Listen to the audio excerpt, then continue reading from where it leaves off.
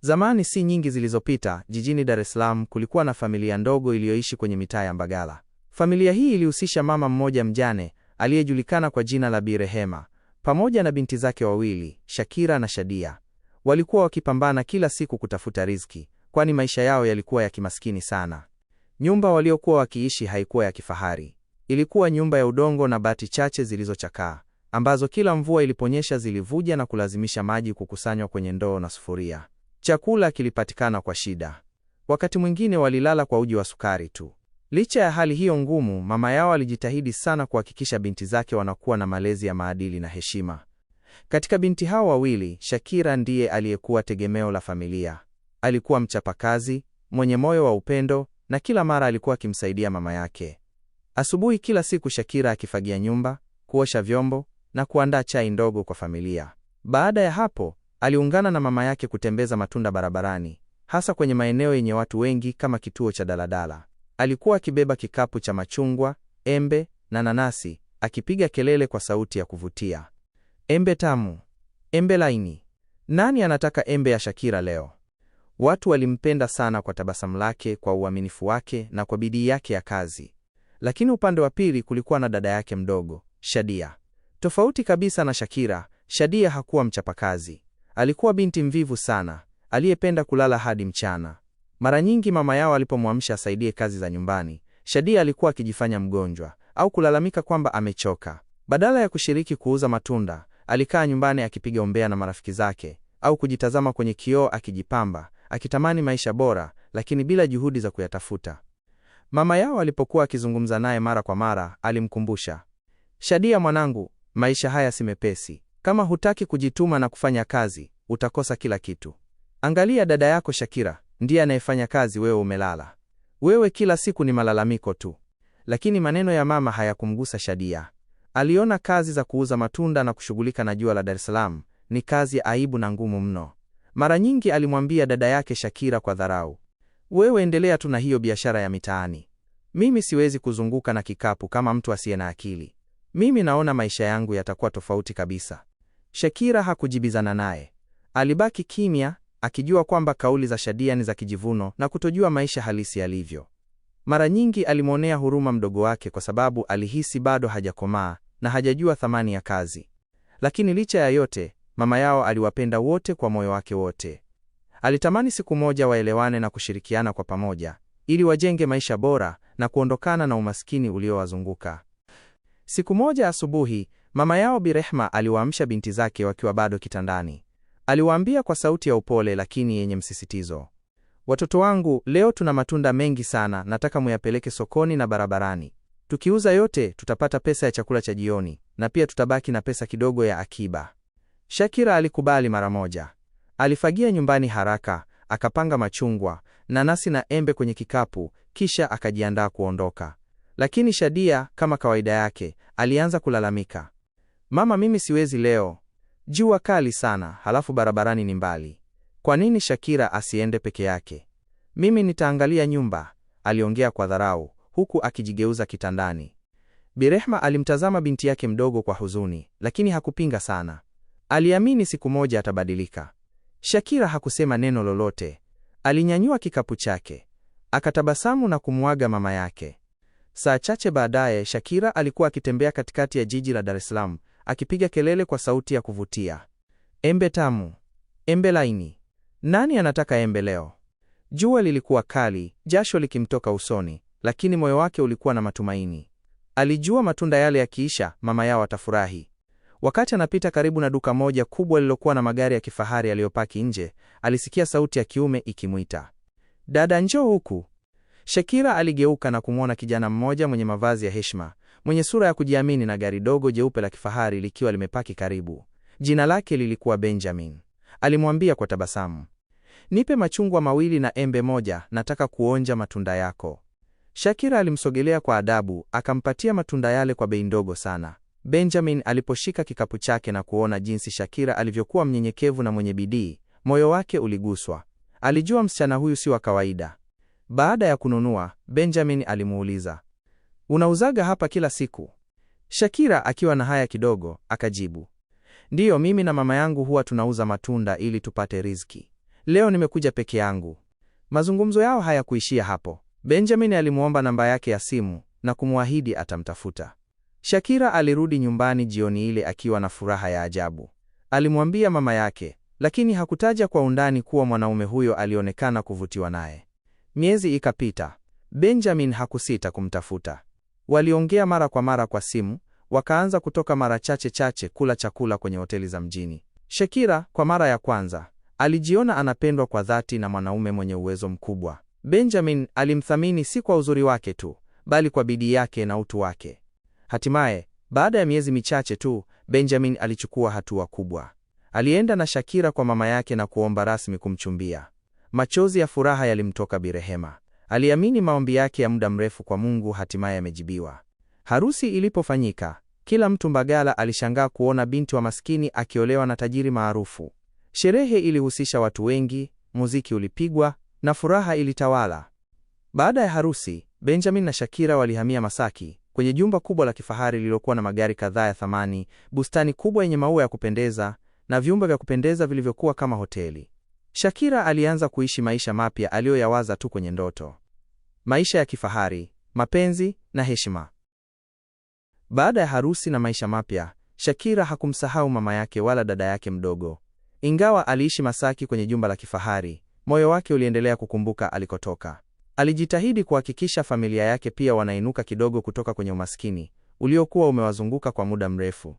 Kwa msaada wa Benjamin, alijenga nyumba ndogo ya kisasa huko Mbagala kwa ajili ya mama yake na dada yake Shadia. Nyumba ile ilikuwa na bati jipya, kuta zilizo na rangi nzuri na milango imara. Haikuwa kubwa sana, lakini kwa Bi Rehema ilikuwa kama ndoto kutimia.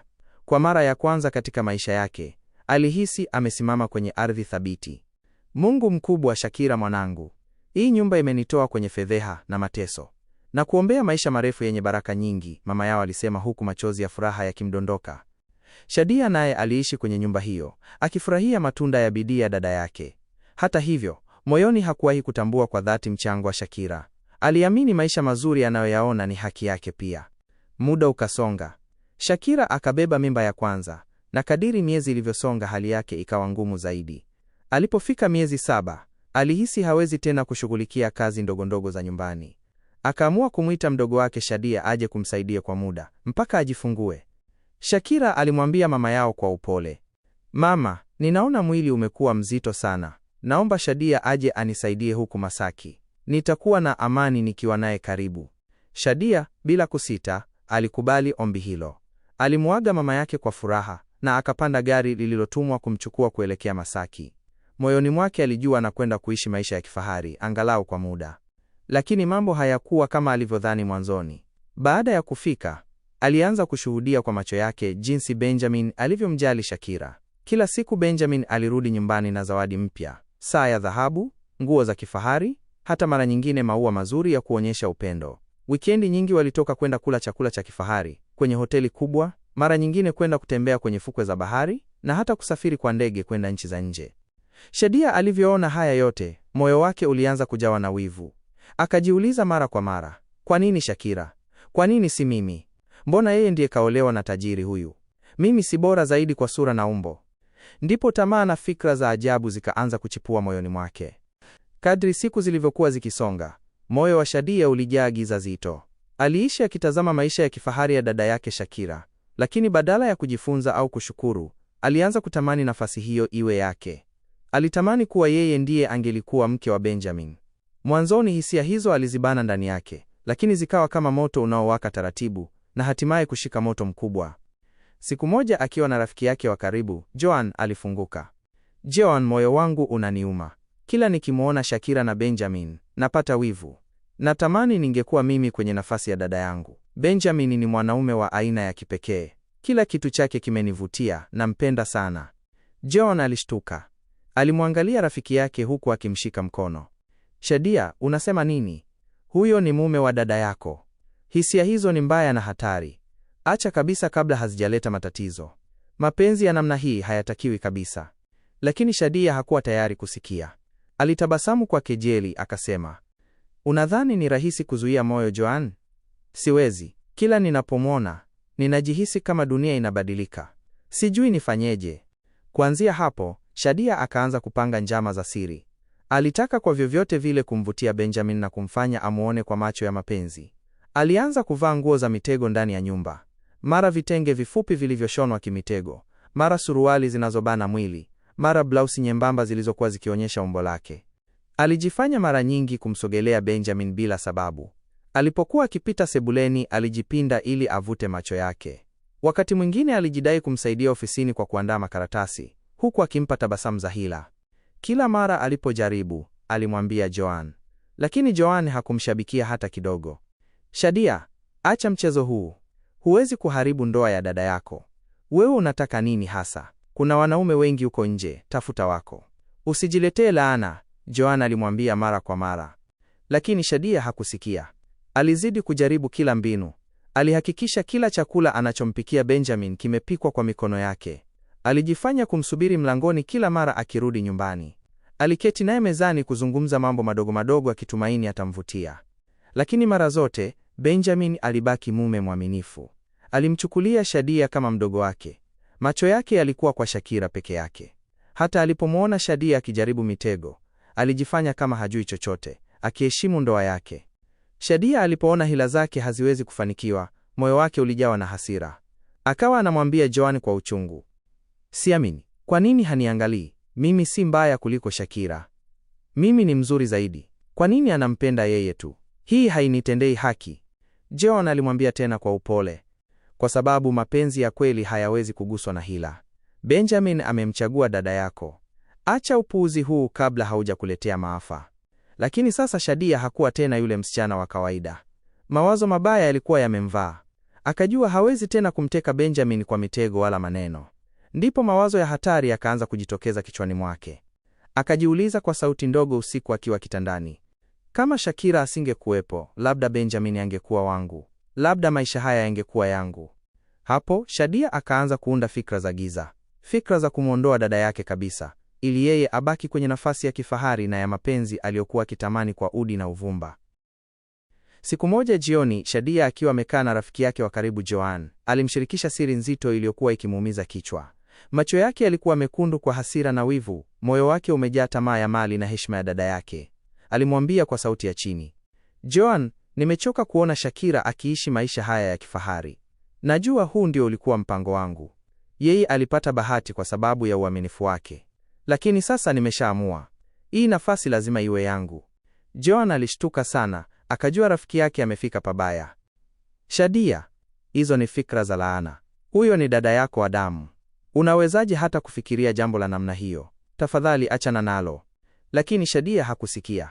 Usiku uliofuata, alimshawishi Joan waende pamoja kwa mganga maarufu aliyekuwa Chanika. Mwanzoni Joan alikataa, lakini kwa hila na msisitizo wa Shadia, alijikuta akimsindikiza. Walipofika kwa mganga, Shadia alieleza matatizo yake kwa ujasiri. Alidai kuwa anataka kumwondoa dada yake ili aweze kuchukua nafasi yake. Mganga alimtazama kwa macho ya ajabu, kisha akatoa dawa ya siri kwenye chungu dogo cha udongo. Hii dawa itafanya kazi yako. Utaiweka kwenye kinywaji cha ndugu yako. Atakapofika siku ya kujifungua, atapata matatizo makubwa na hatavuka salama. Lakini kumbuka, ukishachukua mali na starehe, usithubutu kubeba mimba yake. Ukivunja agizo hili, utalipia gharama kubwa. Shadia alikubali haraka bila kusita. Aliamini ndoto yake iko karibu kutimia. Joan kwa upande wake, alinyamaza tu akiwa na huzuni moyoni, akijua rafiki yake ameingia gizani. Siku iliyofuata, Shadia alitumia ujanja wake kumwekea dada yake Shakira dawa kwenye juisi aliyomtengenezea. Shakira akiwa mjamzito wa miezi 9, hakuhisi chochote kisicho cha kawaida. Aliendelea kumshukuru mdogo wake kwa msaada alionyesha. Wiki moja baadaye, usiku wa manane, Shakira alianza kupata uchungu wa kujifungua. Benjamin alimkimbiza hospitalini kwa hofu na upendo mkubwa. Lakini mambo hayakwenda kama walivyotarajia. Shida kubwa ilijitokeza akiwa leba, na licha ya jitihada za madaktari, Shakira alipoteza maisha pamoja na mtoto wake tumboni. Habari hii ilitikisa familia nzima. Benjamin, aliyekuwa akimpenda mke wake kwa moyo wote, alilia sana, machozi yakimtiririka bila kukoma. Kila kona ya nyumba yake kubwa ya kifahari ilijaa simanzi na kilio. Mama yao pia alilia kwa uchungu mkubwa, akipiga vifua na kuomboleza msiba wa binti yake mpendwa. Shadia naye alilia, lakini machozi yake yalikuwa ya kinafiki. Ndani ya moyo wake kulikuwa na furaha iliyojificha. furaha ya kujua kwamba kikwazo chake kimeondoka. Hata hivyo, aliendelea kuigiza mbele za watu kana kwamba anaumia sana. Baada ya mazishi kukamilika, mama yao alizungumza na Shadia. Binti yangu, tumemzika dada yako. Sasa turudi nyumbani Mbagala. Hapa sio mahali petu tena. Hii nyumba si yetu. Lakini Shadia alikataa katakata. Kwa sauti ya upole wa uongo, alimjibu, mama, ngoja nibaki kidogo. Si unajua Benjamin yupo mwenye huzuni kubwa. Ni vizuri nikae naye kwa siku chache nimsaidie angalau kumpikia na kumfariji. Mama, akiwa bado ana majonzi, hakuwa na nguvu za kubishana. Akamwacha binti yake hapo na kurudi Mbagala mwenyewe. Shadia alibaki Masaki akijifanya anamfariji shemeji yake Benjamin baada ya msiba mzito wa Shakira. Kwa kila aliyemjua alionekana kama dada mwenye moyo wa upendo, aliyebaki kusaidia familia. Aliandaa chakula, alihakikisha nyumba ni safi, na alijidai kumpa Benjamin maneno ya faraja kila alipokaa kimya akiwaza mke wake marehemu. Lakini ndani ya moyo wake hakukuwa na huruma wala upendo wa kweli. Kulikuwa na nia ovu, kumchukua Benjamin kama wake. Shadia alianza tena juhudi zake za kumtega. Alivaa nguo za mitego, alikaa karibu naye kwa ujasiri, akitafuta kila namna ya kuvuta macho yake. Wakati Benjamin akipumzika sebuleni, Shadia alipita mbele yake kwa makusudi, akijibinua kiuno, akitabasamu kimahaba. Wakati mwingine alikaa karibu sana naye, akijidai kumuuliza maswali madogo madogo kuhusu biashara au maisha. Lakini Benjamin hakuwa mwanamume wa kirahisi. Kila mara alipomuona Shadia akijaribu hila, alifumba macho au kugeuza uso pembeni. Alimchukulia Shadia kama dada mdogo tu wa marehemu mke wake, wala hakuruhusu moyo wake kupotoka. Hii ilimpa Shadia hasira kubwa, lakini pia ilimfanya ahisi anashindwa. Baada ya muda, alipoona kila njia ya mitego imeshindikana, Shadia amkumbuka mganga yule wa Chanika. Usiku mmoja akajipanga upya. Aliamua kurudi kwa mganga kutafuta msaada wa nguvu zaidi. Alipofika, mganga alimwangalia kwa macho ya ukali, kisha akamwambia, nilikuona mwanzo. Wewe ni msichana mwenye tamaa kubwa. Lakini kwa kuwa umeamua, nitakupa dawa nyingine. Hii utaiweka kwenye chakula chake. Mara tu akila, moyo wake utashindwa kukataa. Ataanza kukutamani na kufuata utakavyo. Shadia hakusita. Alirudi nyumbani akiwa na matumaini mapya. Siku iliyofuata, alitumia ujanja wake kuandaa chakula cha Benjamin na kuchanganya dawa ile kama alivyoelekezwa. Benjamin, asijue chochote, alikula chakula kile kwa utulivu. Baada ya muda mfupi, mambo yakaanza kubadilika. Benjamin alianza kumtazama Shadia kwa macho tofauti. Hisia ambazo awali hakuwahi kuzipa nafasi, sasa zilianza kukua kwa nguvu. Shadia alijua dawa imeanza kufanya kazi. Hapo ndipo akaanza kuingia rasmi katika maisha ya Benjamin haya, si kama shemeji tena, bali kama mpenzi. Walianza kutoka pamoja mara kwa mara. Walienda sehemu za starehe jijini Dar es Salaam, wakaenda Zanzibar kupumzika ufukweni, na hata kusafiri hadi Dubai kufanya shopping na kutembelea maeneo ya kifahari. Benjamin, yakuwa amenaswa na nguvu za dawa, alimzawadia Shadia zawadi kubwa kubwa. Alimnunulia gari jipya, akamfungulia biashara kubwa Sinza, na kumpa maisha ya kifahari ambayo siku zote Shadia alikuwa akiyatamani. Ndoto zake zilianza kutimia. Akawa na nyumba, gari, biashara, na zaidi ya yote akaamua kubeba mimba ya Benjamin. Kwa Shadia, hiyo ilikuwa alama ya ushindi. Alihisi sasa ndiye mrithi halisi wa nafasi ya dada yake. Alijiona ni malkia wa anasa na starehe. Aliishi maisha aliyokuwa akiyatazama tu kwa dada yake zamani. Lakini furaha yake haikudumu muda mrefu. Habari za uhusiano wake na Benjamin zilimfikia mama yake kule Mbagala. Mama, ambaye bado alikuwa na majeraha ya kumpoteza Shakira binti yake mkubwa, alishangaa sana kusikia kwamba binti yake Shadia sasa amejiingiza kwenye mahusiano na shemeji yake, mume wa marehemu dada yake. Simanzi na hasira vikamjaa moyo wake. Akajua lazima akabiliane na Shadia uso kwa uso. Mama yao alipata taarifa za kusikitisha kutoka kwa majirani na marafiki.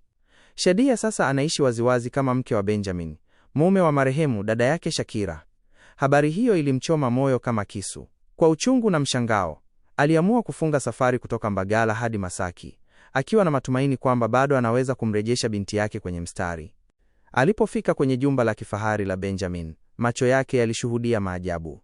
Shadia alikuwa akizunguka ndani ya nyumba kama mwenye mali, tena akiwa na ujauzito, akitumia gari jipya alilopewa na Benjamin Gizasi, na kuendesha biashara yake mpya kwa majivuno. Kilichomuuma zaidi mama ni kuona Benjamin naye akimshika mkono Shadia hadharani, kana kwamba walikuwa wanandoa halali.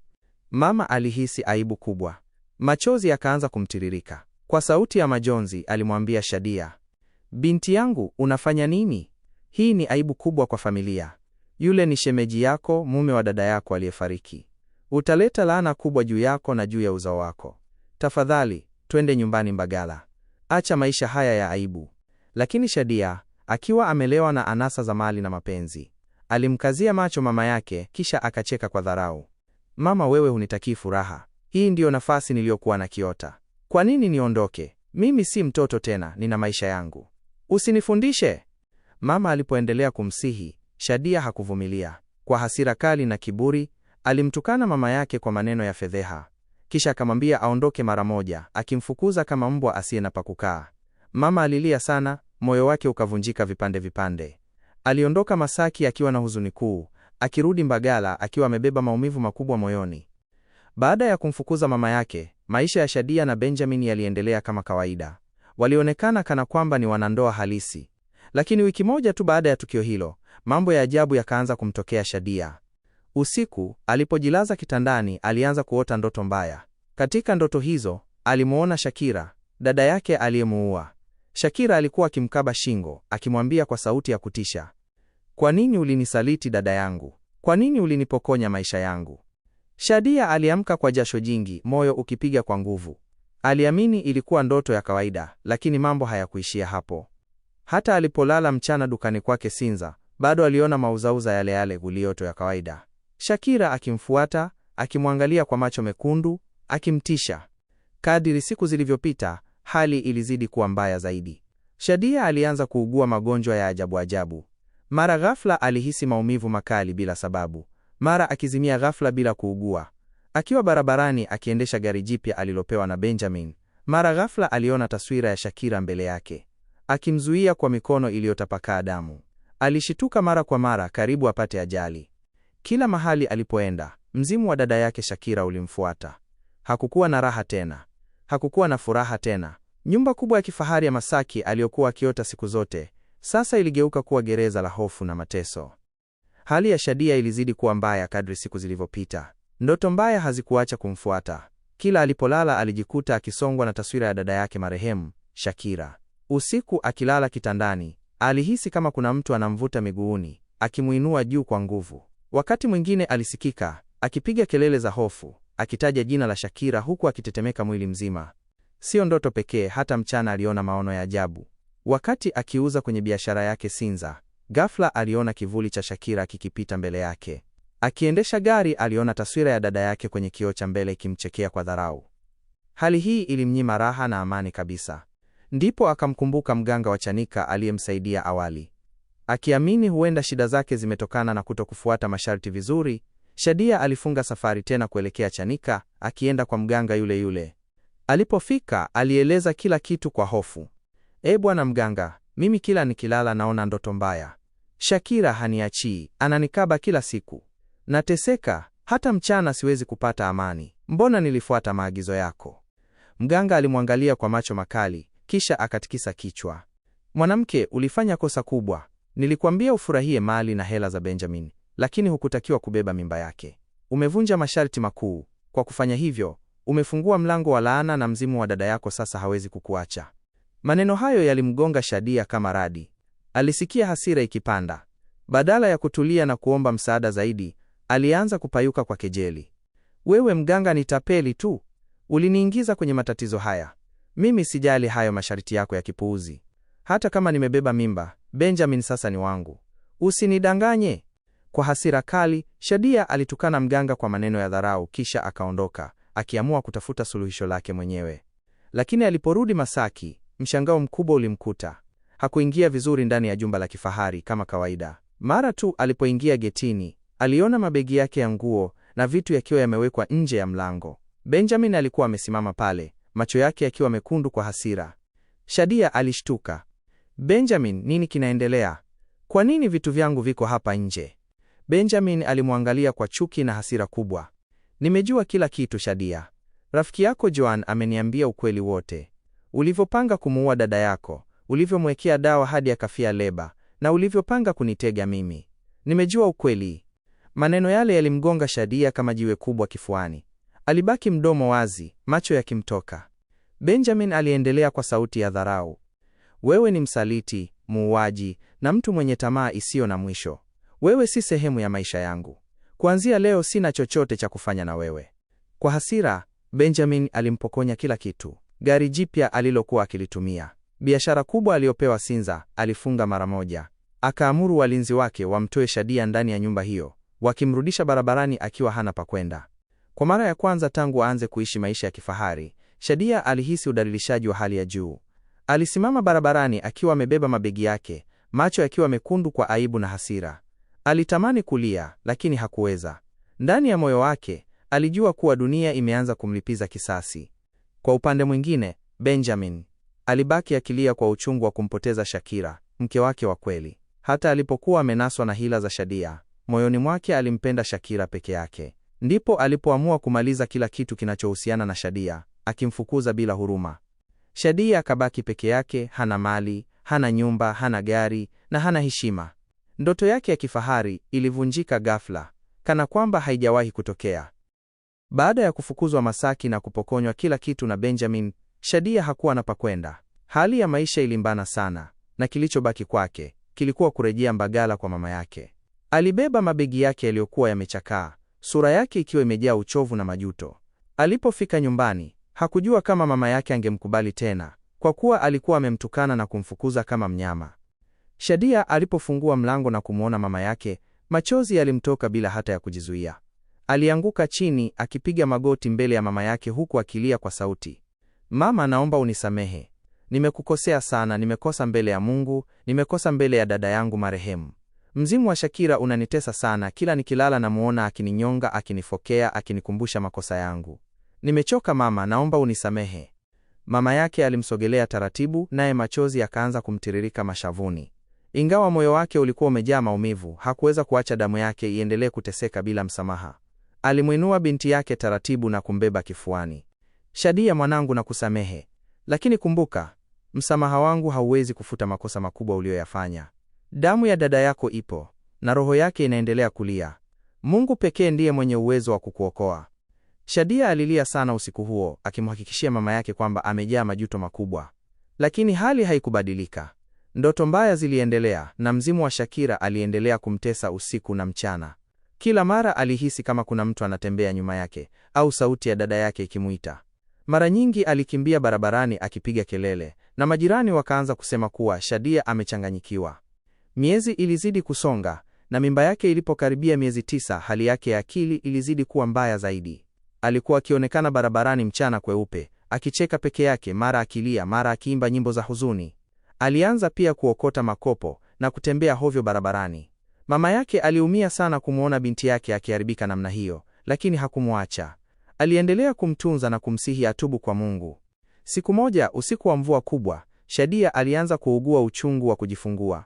Mama yake alimbeba haraka hadi hospitali ndogo ya karibu. Baada ya masaa kadhaa ya maumivu makali, Shadia alijifungua mtoto mzuri wa kike. Lakini baada ya kujifungua alionekana dhaifu sana. Daktari alimwambia mama yake kuwa Shadia alikuwa na msongo mkubwa wa mawazo, na mwili wake ulikuwa umechoka sana. Mama yake alimbeba mtoto kwa mikono yake, macho yake yakijaa machozi ya furaha na huzuni kwa wakati mmoja. Aliahidi moyoni mwake kwamba atamlea mjukuu wake kwa upendo wote, akijua ni damu isiyo na hatia. Shadia alimwangalia mtoto wake mara moja, kisha akageuka kando huku akilia. Lakini hata baada ya kujifungua, mzimu wa Shakira haukuacha kumsumbua. Ndoto mbaya ziliendelea, na sauti za kutisha ziliendelea kumsumbua. Shadia alihangaika kwenda kwa wachungaji, makanisani, hata waganga wengine wa kienyeji, lakini hakuna kilichosaidia. Siku zikapita, hali yake ilizidi kudorora. Mwili wake ulidhoofika, akili yake ikazidi kuchanganyikiwa. Hatimaye, baada ya miezi michache tu tangu ajifungue, Shadia alifariki dunia katika mateso makubwa. Alikufa akiwa amepoteza kila kitu: heshima, mali, ndoa ya ndoto, hata akili yake. Mazishi yake yalikuwa ya huzuni kubwa. Mama yake alilia sana, lakini pia aliona kama ni mwisho wa mateso ya binti yake. Mjukuu wake mdogo ndiye aliyebaki kuwa faraja kwake. Alimuinua mtoto yule na kuapa kumlea kwa hekima na upendo, akijua kuwa damu ya binti zake wawili ilikuwa imemwagika kwa tamaa na wivu. Mafundisho hadithi hii inaonyesha wazi kwamba tamaa, wivu na usaliti havina mwisho mwema. Unaweza kudhani unapata faida leo, lakini kesho matokeo yake ni mateso na majuto. Shadia alipoteza kila kitu kwa sababu ya tamaa yake, na hata roho ya dada yake haikumwachia amani. Lakini mtoto wake, asiye na hatia, alipata nafasi ya kulelewa na bibi yake kama ishara ya matumaini mapya. Asante sana kwa kutazama simulizi hii ya kusisimua. Kama umefurahia, usisahau kulike, kuacha komenti yako hapo chini, na pia kushare video hii kwa marafiki zako ili nao wafurahie simulizi zetu. Usisahau pia kusubscribe kwenye chaneli yetu ili usipitwe na hadithi nyingine kali zinazokuja kila wiki. Asanteni kwa muda wenu.